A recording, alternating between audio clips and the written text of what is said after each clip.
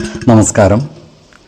വേദാംഗ ജ്യോതിഷത്തിലെ അമൂല്യമായ അറിവുകളും ആധ്യാത്മിക ജ്ഞാന ഉപദേശങ്ങളും പകർന്നു തരുന്ന പ്രശാന്തം ആസ്ട്രോ ചാനലിലേക്ക് ഏവർക്കും സ്വാഗതം. ഈ ചാനൽ ഇതുവരെയും സബ്സ്ക്രൈബ് ചെയ്യാത്തവർ ഇപ്പോൾ തന്നെ സബ്സ്ക്രൈബ് ചെയ്യുക. നോട്ടിഫിക്കേഷൻ ലഭിക്കുന്നതിനായി ബെൽ ബട്ടൺ അമർത്തുമല്ലോ. ഒപ്പം ചാനൽ ലൈക്ക് ചെയ്യുക, ഷെയർ ചെയ്യുക, കമൻറ്റ് ചെയ്യുക.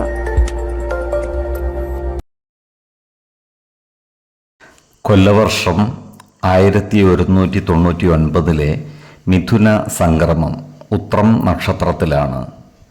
മിഥുനം 1-ാം തീയതിയിലെ ഗ്രഹനില അനുസരിച്ച് മേടം രാശിയിൽ കുജനും, എടവത്തിൽ സർവേശ്വരകാരകനായ വ്യാഴവും, മിഥുനം രാശിയിൽ ആദിത്യനും ബുധനും ശുക്രനും, കന്നിയിൽ ചന്ദ്രനും കേതുവും, കുംഭം രാശിയിൽ ശനിയും ഗുളികനും, മീനത്തിൽ രാഹുവും സ്ഥിതി ചെയ്യുന്നു.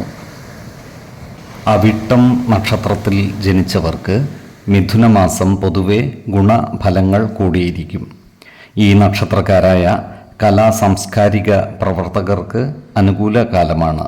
കാലത്തിനനുസരിച്ച നൂതന സൃഷ്ടികൾ സമൂഹ മധ്യത്തിലെത്തിക്കുവാൻ ഇവർക്ക് സാധിക്കുന്നതുമാണ്. ജനമനസ്സുകളുടെ അംഗീകാരം നേടിയെടുക്കുവാൻ ഇവർക്ക് കഴിയുന്നതാണ്. ഇവരുടെ ക്രിയാത്മകമായ പ്രവർത്തനങ്ങൾക്ക് അവാർഡുകളും മറ്റും ലഭിച്ചാലും അത്ഭുതപ്പെടുവാനില്ല. ഈ നക്ഷത്രക്കാരായ വിദ്യാർത്ഥികൾക്കും മറ്റു പഠിതാക്കൾക്കും അനുകൂല കാലമാണ്. വിദ്യാഭ്യാസ രംഗത്ത് മികച്ച നേട്ടം കൈവരിക്കുവാൻ ഇവർക്ക് സാധിക്കുന്നതുമാണ്. പരീക്ഷകളിൽ ഉന്നത വിജയം നേടുവാനും ഉപരിപഠനത്തിൽ ശോഭിക്കുവാനും ഇവർക്ക് സാധിക്കുന്നതാണ്. ഈ നക്ഷത്രക്കാരായ ഉദ്യോഗാർത്ഥികൾക്കും മറ്റു തൊഴിൽ അന്വേഷകർക്കും അനുകൂലമായ കാലമാണ്.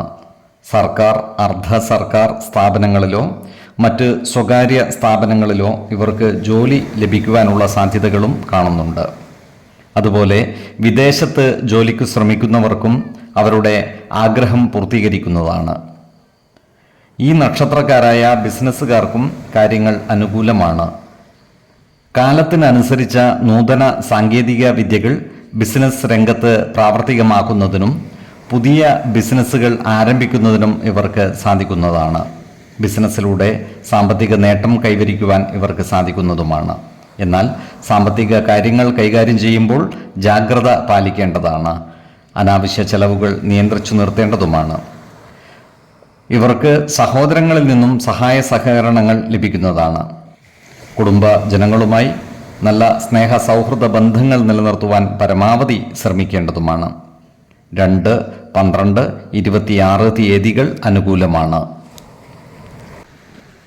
ഈ നക്ഷത്രക്കാർ ജനിച്ച സമയത്തെ അടിസ്ഥാനമാക്കിയുള്ള ജാതകത്തിലെ ലഗ്ന രാശിയുടെയും ലഗ്ന അധിപന്റെയും സ്ഥിതിയും ശുഭ പാപ ഭാവങ്ങളുടെ സ്ഥിതിയും ഓരോ രാശിയിലെയും ഗ്രഹങ്ങളുടെ സ്ഥിതിയും അനുസരിച്ച് ഇവരുടെ പൊതുഫലത്തിൽ ഏറ്റക്കുറച്ചിലുകൾ ഉണ്ടാകുവാനിടയുണ്ട്.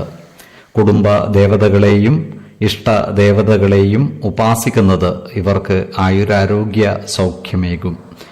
ഇഷ്ടദേവതാ മന്ത്രം 108 തവണ ദിനംതോറും ലിഖിത ജപം ചെയ്തു വരുന്നത് ഇവർക്ക് സർവ്വ ഐശ്വര്യങ്ങളുമേകും. നല്ല വ്യക്തി സാധനകളോടെയും ഉപാസനകളോടെയും മുന്നേറിയാൽ സർവേശ്വരാനുഗ്രഹത്താൽ ഇവരുടെ സർവ്വകാര്യങ്ങളും മംഗളകരമാകും. നന്ദി, നമസ്കാരം. ജ്യോതിഷരത്നം പ്രശാന്ത് കണ്ണോം.